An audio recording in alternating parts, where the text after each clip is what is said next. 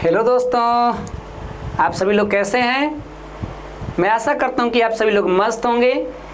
और आज की इस वीडियो में हम लोग जानने वाले हैं आईएसएस के बारे में, क्योंकि पिछला वाला जो हमारा वीडियो था उसमें हमने शुभांशु शुक्ला जी का अंतरिक्ष यात्रा पर चर्चा की है और उसी में ये आईएसएस वाला एक टॉपिक आ गया, जिसमें हमने बोला भी कि कोई लोग कमेंट करेंगे तो हम उस पर अपना अगला वीडियो भी बनाएंगे। तो कुछ विद्यार्थी उस पर कमेंट भी किए कि सर आईएसएस क्या होता है, इसके बारे में जानकारी दीजिए। तो आज के इस वीडियो में हम लोग पूरी तरह से आईएसएस के बारे में जानेंगे। तो सबसे पहले देखिए, ये जो आईएसएस टॉपिक है कहीं ना कहीं ये अंतरिक्ष से संबंधित है और ये अंतरिक्ष की दुनिया अपने आप में अनंत और अथाह दुनिया है। तो सबसे पहले हम थोड़ा सा बेसिक तौर पर एकदम छोटा लेवल पर कुछ अंतरिक्ष यात्रा के बारे में जानेंगे कि ऐसे कौन कौन स्टेप होते हैं जिनमें अंतरिक्ष यात्रा करते समय उसे पालन करना होता है। और उसी यात्रा में हमारा ये टॉपिक आ जाएगा आईएसएस यानी इंटरनेशनल स्पेस स्टेशन। तो चलिए शुरू करते हैं। और बहुत ही ज़बरदस्त ये जानकारी रहेगी, क्योंकि अंतरिक्ष इंसानों के लिए एक रहस्यमयी दुनिया होती है, क्योंकि जिस तरह से हमारी पृथ्वी हमारे लिए एक जीवन यापन की दुनिया है, उसी तरह इस पृथ्वी के मानवों के लिए अंतरिक्ष की दुनिया एक रहस्यमयी दुनिया बनी रहती है। तो चलिए देर न करते हुए शुरू करें। और ये पीछे जो आप देख रहे हैं, ये कुछ मूविंग करता हुआ जो ऑब्जेक्ट दिख रहा है, कहीं ना कहीं हम लोग इसी के बारे में जानेंगे। लेकिन सबसे पहले थोड़ा सा बेसिक तौर पर हम ये अंतरिक्ष यात्रा के बारे में बात करेंगे कि ये होता क्या है अंतरिक्ष यात्रा, क्योंकि इसको बिना जाने आईएसएस पर बात करना थोड़ा अच्छा नहीं लगता। और यहाँ एकदम बेसिक लेवल पर बात करेंगे, ये भी नहीं भाई क्रिटिकल होता है। ये अंतरिक्ष की दुनिया बहुत ही क्रिटिकल दुनिया है, लेकिन हम लोग सामान्य तौर पे समझेंगे तो हमको उम्मीद है कि आप लोग को समझने में ज़्यादा दिक्कत नहीं आएगी। हम कोशिश करेंगे भाई कि इसको एकदम अच्छे से समझ लें। और देखिए, सबसे पहला हमारा टॉपिक यहाँ पर बना हुआ है कि ये अंतरिक्ष यात्रा क्या होता है। हम लोग भाई कहीं ना कहीं पद यात्रा किए हैं, कहीं ना कहीं कोई वाहन से भी हम लोग जाते हैं यात्रा करने, कहीं तीर्थ यात्रा करने जाते हैं। लेकिन ये वर्ड क्या कह रहा है, अंतरिक्ष यात्रा, स्पेस ट्रैवल हम करने जा रहे हैं, है ना। तो ये देखिए, अंतरिक्ष यात्रा में होता क्या है कि कोई इंसान हो, पहले तो भाई इंसान को नहीं भेजा जाता था, लेकिन अब इंसान का ही कहानी शुरू है। तो कोई इंसान रॉकेट के द्वारा, किसके द्वारा, रॉकेट के द्वारा वो करता क्या है, इस धरती के सतह से, क्योंकि हम लोग इस पृथ्वी पर हैं, तो यहाँ से हम लोग निकलेंगे कहीं, और किधर निकलेंगे भाई, तो इस सीमा रेखा को पार करते हुए हम लोग पहुँचेंगे अंतरिक्ष, जिनको हम लोग बोलते हैं ना कि ये बहुत आसमान ऊंचा है। तो भैया अंतरिक्ष यात्रा में क्या होता है कि जब कोई इंसान किसी रॉकेट के मदद से धरती की सीमा को क्या कर जाता हो, वो पार कर जाता हो, और पार करके कहाँ जाएगा भाई, वो जाएगा स्पेस में। ये स्पेस कहाँ होता है भैया, तो ये वही दुनिया जिसको हम लोग अपने आँखों से कहते हैं कि बहुत ऊंचा तक आसमान है, तो उधर ही, ना कि धरती के अंदर जाएगा तो स्पेस कहेंगे, वहाँ मिलेगा अंतरिक्ष की दुनिया। और वो जब दुनिया में पहुँच जाएंगे तो व्यक्ति अपने आप में किस नाम से पुकारे जाएंगे, तो उन्हें हम लोग कहेंगे अंतरिक्ष यात्री या अंतरिक्ष यात्रा करने वाले व्यक्ति हैं ये। तो समझ में आ रहा है क्या, ये छोटा सा परिचय। अब इस अंतरिक्ष यात्रा में कई स्टेप होते हैं, क्योंकि एक ही हाल ही में ये स्टेप तो पूरा होंगे नहीं भाई, कई चरण होंगे। तो इस चरणों को थोड़ा जान लें कि अंतरिक्ष यात्रा में कौन कौन से चरण होंगे, क्योंकि इसी चरण में हमारा आईएसएस आएगा, ठीक है ना। अब हम लोग आईएसएस को भी जानेंगे और उधर ही जा रहे हैं, लेकिन वहाँ डायरेक्ट नहीं पहुँचेंगे, उससे पहले हमारे कुछ स्टेप्स होंगे, जिसमें पहला स्टेप्स कह रहा है कि अंतरिक्ष यात्रा कैसे होती है भाई। एक तो जान गए कि धरती से हमको निकल करके जाना होगा अंतरिक्ष में किसी साधन द्वारा, जैसे रॉकेट था, हमने रॉकेट का एग्जाम्पल लिया, उसके द्वारा हम धरती के सीमा रेखा पार करके अंतरिक्ष में जाएंगे। तो उधर जाने पर ये यात्रा अंतरिक्ष के नाम से पुकारी जाएगी, है ना। अब इसमें कह रहा है कि ये अंतरिक्ष यात्रा भाई कैसे होती होगी। इसी अंतरिक्ष यात्रा में ये स्टेप्स को हम फ्लो कर रहे हैं, जिसमें पहला स्टेप्स होता है क्या, रॉकेट से उड़ान।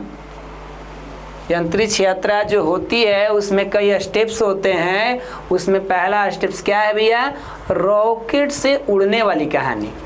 इसमें क्या किया जाता है कि इसमें जो वैज्ञानिक होते हैं उनके द्वारा एक बहुत ही ताकतवर, क्योंकि रॉकेट बनाना कोई बच्चों के खेल नहीं है, ये कोई छोटा बच्चा वाला खिलौना नहीं है, ये अपने आप में एक बड़ा काम होता है दुनिया में, ये अपने आप में एक बहुत बड़ा काम के नाम से जाना जाता है। और बहुत ताकतवर वैज्ञानिक लगते हैं तो जाके रॉकेट बनता है, और यहीं बनाया हुआ रॉकेट से ये धरती की गुरुत्वाकर्षण शक्ति को पार करके अंतरिक्ष में जाया जाता है, मतलब अंतरिक्ष के तरफ पहुंचते हैं।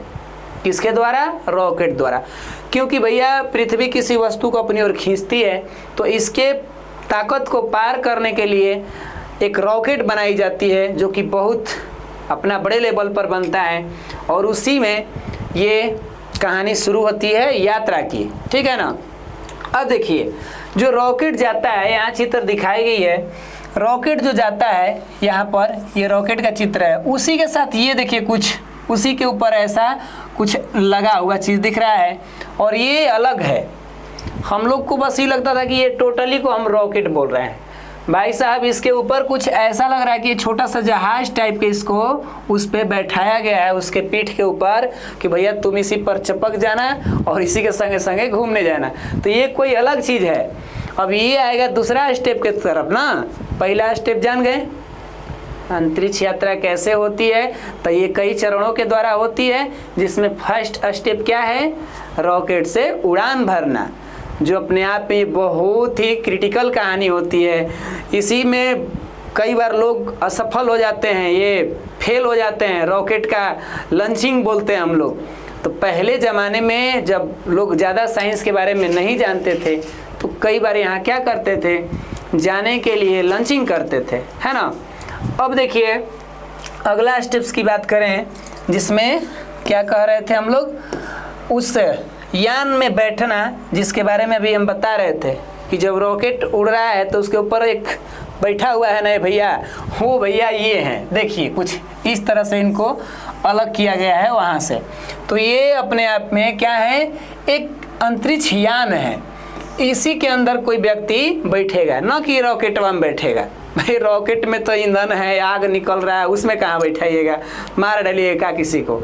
ये उसी रॉकेट के साथ इसको अटैचमेंट किया जाता है, और ये अंतरिक्ष यान, जिसको अलग नाम से भी पुकारते हैं, और वो यहाँ पर लिखा भी गया है कि रॉकेट के अंदर एक खास यान होता है, और जिसमें अंतरिक्ष यात्री क्या करते हैं, बैठते हैं, और उसको हम लोग स्पेस शटल या कैप्सूल के नाम से पुकारते हैं। यानी ये जो है अपने आप में एक स्पेस शटल होता है। तो ये ध्यान रखिएगा, ये जहाज की तरह ही होता है, ये थोड़ा छोटा रूप रहता है इसका, जो एरोप्लेन होती है ना उसी के आकार आकृति में रहेगा, लेकिन ये डिफरेंट होता है, इसका साइज छोटा होता है, और ये कुछ अलग दिखेगा, रॉकेट से हट के दिखेगा। तो यहाँ तक समझ में आ गया क्या? हम लोगों को बस ये लगता था कि रॉकेट जब उड़ेगी तो बस उसी के अंदर कोई बैठेगा, नहीं, रॉकेट के साथ ही इस यान को क्या किया जाता है, उसमें अटैच कराया जाता है, और जब जाता है अपना आसमान के तरफ, तो वो अलग अलग स्टेप्स में क्या होता है, टूटते जाता है, मतलब वो बढ़ता जाता है, और फाइनली अपना जो मेन लक्ष्य है वहाँ जाते जाते कई भागों में वो बढ़ता जाता है। समझ गए? ये बहुत बड़ा टॉपिक है, हम लोग तो बस बेसिक तौर पे जान रहे हैं, इसकी काफ़ी बड़ी पढ़ाई लिखाई होती है, तो उतना गहराई से हम लोग नहीं जानेंगे भाई। कौन कि अभी हम लोगों को बहुत आगे इसका एग्ज़ाम देना है ना। यहाँ से कुछ नॉलेज मिल जाए तो जीवन में बड़ा काम आएगा साइंस के दुनिया के लिए, इसीलिए हम लोग इस पर चर्चा कर रहे हैं। कुछ जीके जीएस भी यहाँ से बन जाएंगे, क्या दिक्कत है ना। तो रॉकेट के अंदर एक खास यान होता है ना, ध्यान रखिएगा, रॉकेट के अंदर एक खास यान होगा, ही ना कि रॉकेटवा है भैया, रॉकेट के अंदर रहेगा, और उसको हम क्या बोलते हैं, स्पेस शटल या कैप्सूल। अब देखिए उस स्टेप को तो हमने समझ लिया, अंतरिक्ष यात्रा में हमने पहले देखा रॉकेट से उड़ान भरना, दूसरा अंतरिक्ष यान में बैठना, और तीसरा होता है पृथ्वी से अब बाहर निकलेंगे, पृथ्वी के गुरुत्वाकर्षण को पार करके जाएंगे। अब ध्यान रखिएगा, और जब पृथ्वी के गुरुत्वाकर्षण से पार करेंगे तो इसका एक खुद का कक्ष है, सबसे नज़दीकी के कक्ष की बात करेंगे, जो लगभग इस धरती से 160 किलोमीटर की ऊंचाइयों से शुरू हो जाता है, लगभग 2000 तक का ये क्षेत्रों में फैला रहेगा। 2000 किलोमीटर धरती से 160 किलोमीटर से लेकर 2000 किलोमीटर तक ये क्षेत्र होगा। जैसे आप यहाँ देखेंगे कि ये हमारा पृथ्वी है, और इस पृथ्वी से ये निकलेंगे तो इसका कक्ष मिलेगा, और ये कक्ष सबसे नज़दीकी वाला है ना, इसको हम लोग बोलते हैं lower orbit, lower earth orbit यानी LEO। एगो होता है हायर अर्थ ऑर्बिट जो उच्च लेवल पर, तो भाई ये इधर मिलेगा ना। तो सबसे नज़दीकी में इसका जो कक्ष होता है पृथ्वी का, वो लगभग कितना डिस्टेंस लेते हैं लोग, 160 किलोमीटर के ऊंचाई पर, धरती के सतह से 160 किलोमीटर के ऊंचाई की तरफ जाएंगे तो आपको ये हमारे LEO भेटा जाएंगे। ये है क्या, ये कोई आदमी है तो नहीं सर, ये एक कक्ष होता है जिसमें जाते ही आप क्या करने लगेंगे, पृथ्वी के चारों ओर घूमने लगेंगे। और भैया इसमें ही जो होता है ना उपग्रह मानव भेजते हैं, ये लोग उसी में जाते हैं घूमने। ये हम लोग ISS के बारे में बात कर रहे हैं, ये हो जाके उधर ही घूमता है। अब इसकी डिस्टेंस होती है अलग अलग, अभी तो बोल रहे हैं कि 160 से लेकर 2000 किलोमीटर तक, किसके, तो इस पृथ्वी के सतह से, समझ रहे हैं ना, ये इधर रहेगा एरिया में। तो भाई इसी एरिया में जा कर के ये सैटेलाइट लोग अपना चक्कर लगाते हैं, और थोड़ा नज़दीक में रखा जाता है तो फ़ायदा होता है, क्योंकि वो लोग पृथ्वी पर नज़र रखते हैं। वो लोग इंटरनेट व्यवस्था भी भेजते हैं, जैसे स्टारलिंक्स जो एलोन मस्क वाला चल रहा है ना, वो अपना भेज दिए हैं स्पेस में, बहुत सारे छोटे छोटे सैटेलाइट्स भेज दिए हैं।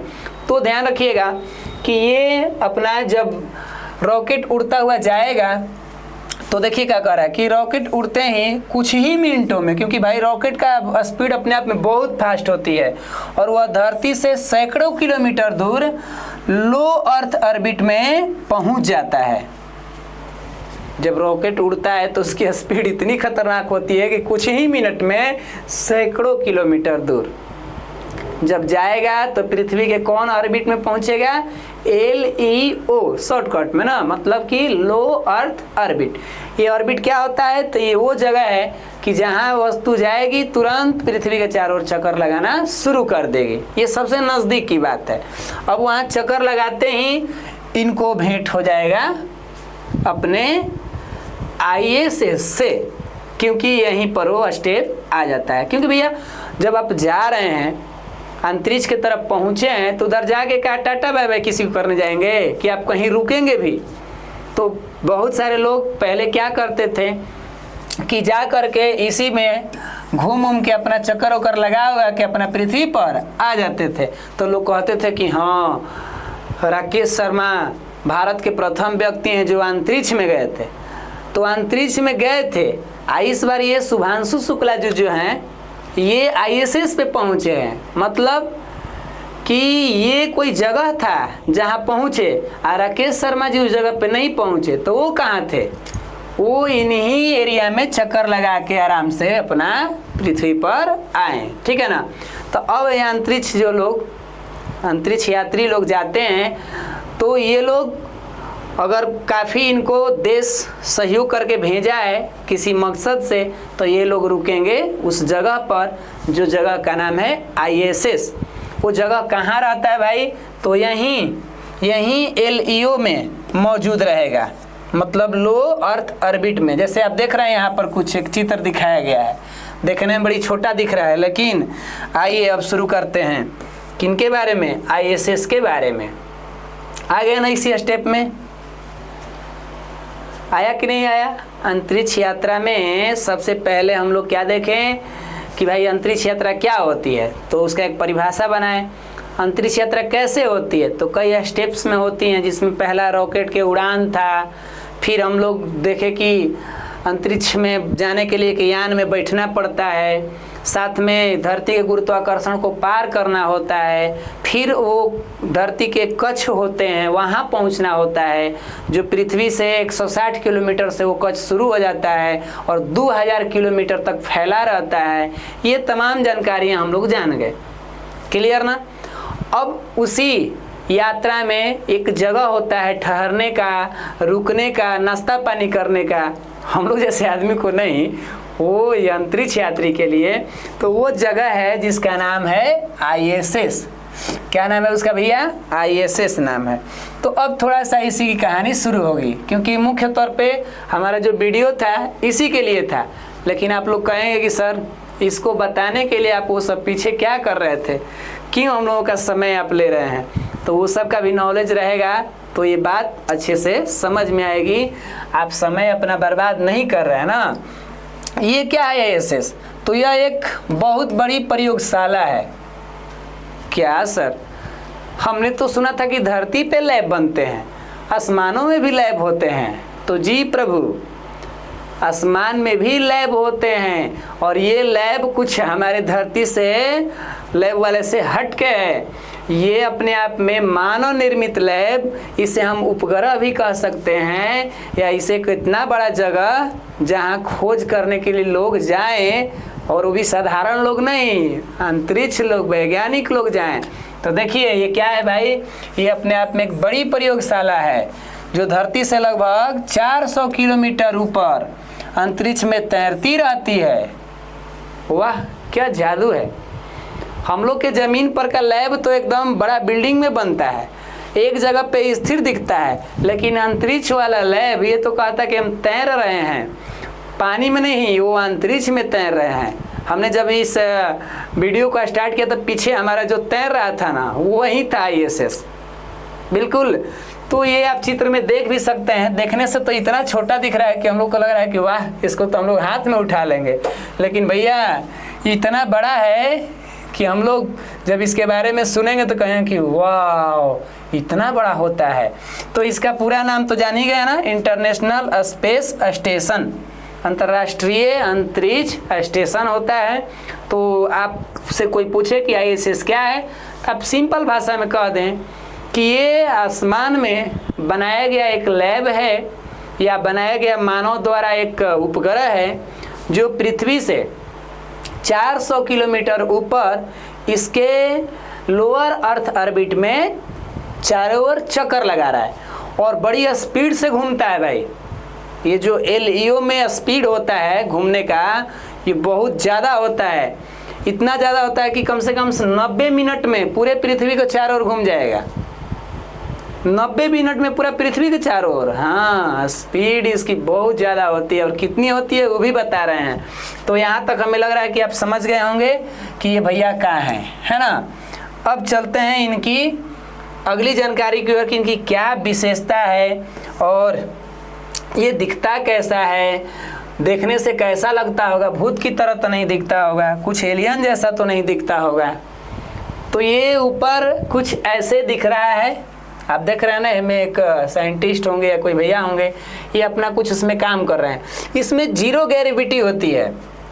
इस पे ऐसे लगता है कि आपको मतलब वहाँ माहौल बनाई जाती है, थोड़ा ग्रेविटी का प्रयोग, गुरुत्वाकर्षण का एकदम माइक्रो लगता है, लेकिन इसी में आदमी जाके अंतरिक्ष में 0 ग्रेविटी अनुभव करते हैं। मतलब वो हवा में उड़ते हुए लगेंगे अपने आप को, वो कोई चीज़ उनके ऊपर बल काम ही नहीं करेगा।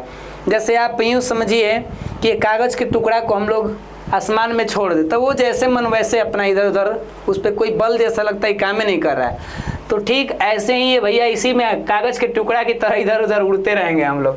तो देखिए ये कई अलग अलग भागों में, कई अलग अलग रूमों में, ये अलग अलग डिवाइड में बटा हुआ रहेगा, ये ना कि एक के साथ जुड़ के बना है। हमारे घर में जो होते हैं तो अलग अलग रूम होता है, अलग अलग कमरा होता है ना, तो ये इसी तरह अलग अलग कंपार्टमेंट में बटा रहेगा। कौन?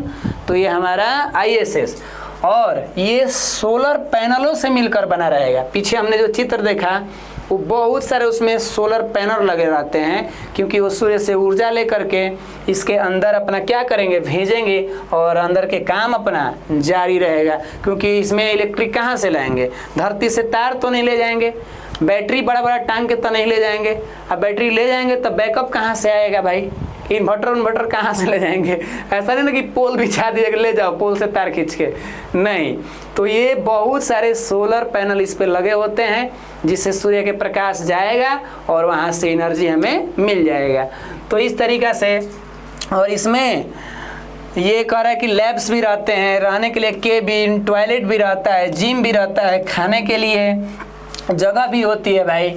और अपने आप में ये इतना बड़ा होता है ISS, एक फील्ड जो फुटबॉल का मैदान होता है ना खेलने के लिए, उतना बड़ा होता है।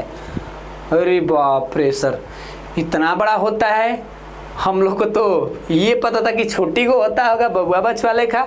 आइए इसकी विशेषता जान लेते हैं भाई कि कैसा होता होगा, कितना खतरनाक दिखता होगा ISS। तो ISS की विशेषताएं कुछ ऐसी है, और अभी हम लोग जो बातें किए हुए हैं यहाँ लिखा गया है कि यह पृथ्वी से लगभग 400 किलोमीटर ऊपर रहता है। और ये देख लीजिए यहाँ पर इसका स्पीड देख रहे हैं ना, ये 28,000 लिखा हुआ है। हम इसका काउंट कर रहे थे भाई, कहीं 2800 ना कह दे, इसीलिए थोड़ा हमने रुका। क्योंकि जब तक चीज़ों को बढ़िया से गिन ना लें, एक जीरो का भी मात्रा फर्क पड़ जाए तो विवाद हो जाएगा, है ना। तो यहाँ इकाई, दाई, सैकड़ा, हजार, 10,000, यानी 28,000 किलोमीटर पर घंटा। एक घंटा में ये जो इसकी स्पीड है 28,000, समझ रहे हैं ना। 28,000 अपने आप में बड़ी राशि होती है भाई। इतना स्पीड एक घंटा में है, और इसका आकार फुटबॉल के मैदान जितना बड़ा है। और इसमें एक समय में 6 से 7 लोग रह सकते हैं।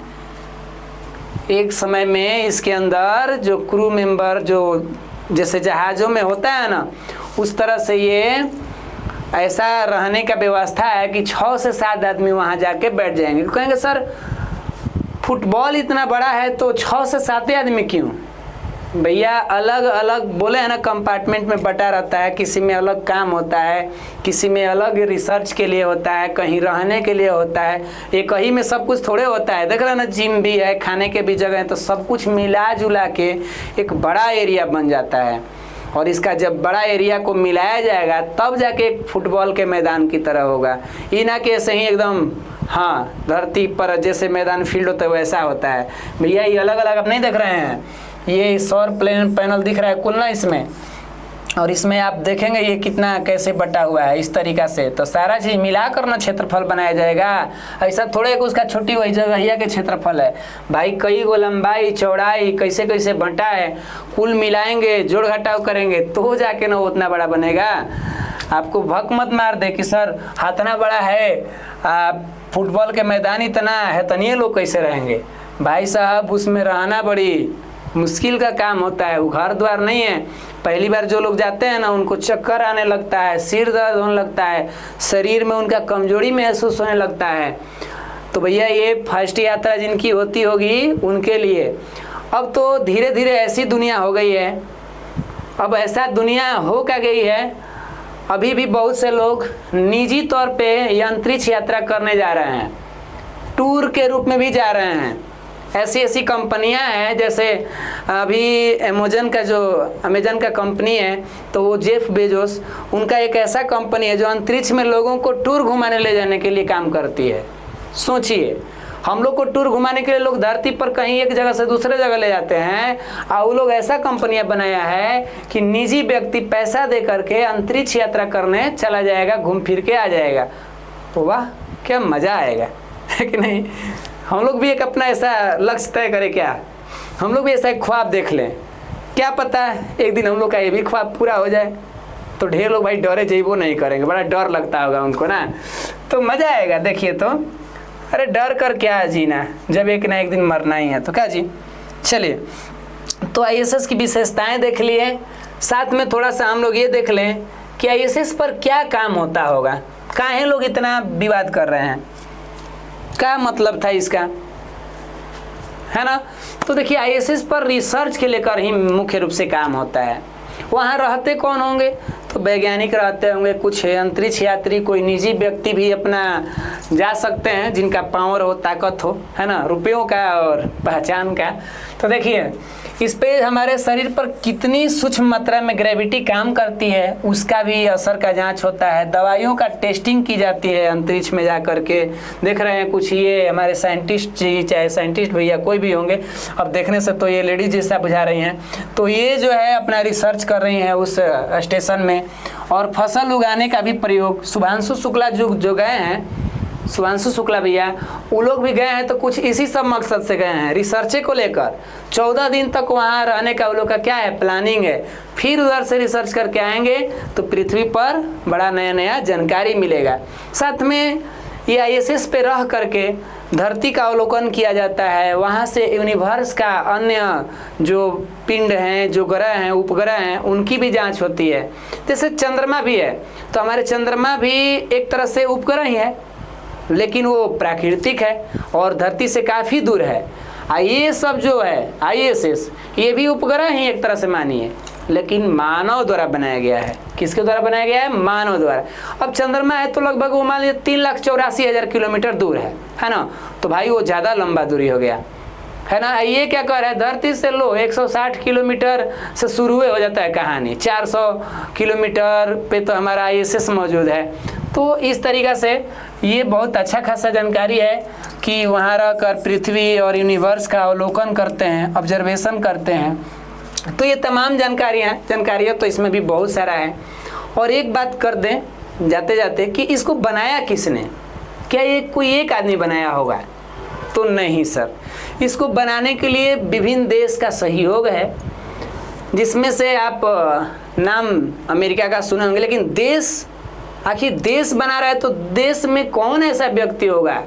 तो उस देश का जो एजेंसी होती है, स्पेस एजेंसी, जैसे अमेरिका का स्पेस एजेंसी आप ले सकते हैं, क्या नासा है, रूस का कुछ रोसकोस्मोस करके नाम है, जापान है तो जापान का कुछ जक्सा करके नाम है। तो वो सभी एजेंसियां और भी बहुत सारे एजेंसियां मिल करके अपना इसको क्या की है, निर्माण करवाई है, और अभी निर्माण जारी है। इसकी निर्माण लोग बोलते हैं कि 1998 से शुरू हुई और आज भी उसमें नए नए रिसर्च हो रहे हैं। तो इसमें बहुत सारे देश मिले हुए हैं, कुछ यूरोपियन कंपनियां भी है इसमें, जो कई वो संगठन है, जैसे ESA, यूरोपियन स्पेस एजेंसी, ये भी कई यूरोपीय देशों का संयोजन है। इसमें 20-22 गो देश इसमें मौजूद हैं, भारत नहीं है इसमें, ठीक है ना। भारत जो है इनमें मौजूद नहीं है, यानी कि ISS को बनाने में, निर्माण करवाने में भारत का सहयोग नहीं है। लेकिन हाँ, भारत का जो इसरो कंपनी है, एजेंसी है, ये इनके साथ संबंध अच्छा रखती है। अमेरिका के साथ तो और अच्छा खासा संबंध है, और USA के साथ भी अच्छा खासा संबंध है। रूस के तो जानबे करते हैं कि दोस्त भी है का, तो भारत के लोग कहते हैं। तो तमाम भारत का दोस्ती लोगों से है, लेकिन ISS को बनाने में भारत सहयोग नहीं दिया है, माने इसका कोई उसमें योगदान नहीं है जिस तरीक़ा से इन लोगों का है, ठीक है ना। तो ISS बनाने के लिए कोई एक आदमी की ज़रूरत नहीं पड़ेगी, क्योंकि वो बहुत बड़ा इन्वेस्ट है, वो कोई छोटा मोटा राशि भी नहीं लगी है, बहुत बड़ी उसमें खर्चा आएगी, ठीक है ना।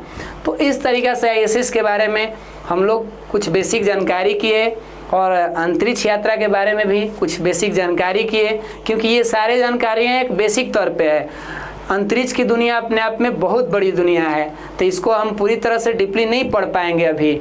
इसके पढ़ने के लिए हमें ज़्यादा समय चाहिए, हमको भी भाई बहुत सारा रिसर्च करना होगा, हम भी बहुत सारा पढ़ेंगे तब तो बता पाएंगे, क्योंकि हम लोग सीखते हैं तभी तो किसी को सिखाते हैं। ऐसा तो थोड़ा है कि हम लोग जन्म जाते ही सीख के आते हैं। तो मेरे अंदर एक खास गुण है कि हमको कहिएगा आप कि सर जी इस चीज़ को बताइए, तो हम सीख करके उसको बताने का क्षमता रखते हैं। अब कोई कहे कि हमको जन्म जाते ही सब कुछ आता है, तो उनके सामने हम सिर झुका लेंगे, है ना। तो चलिए मिलेंगे आप सभी से अगले क्लास में। तो आज के लिए इतना ही। जय हिंद, जय भारत।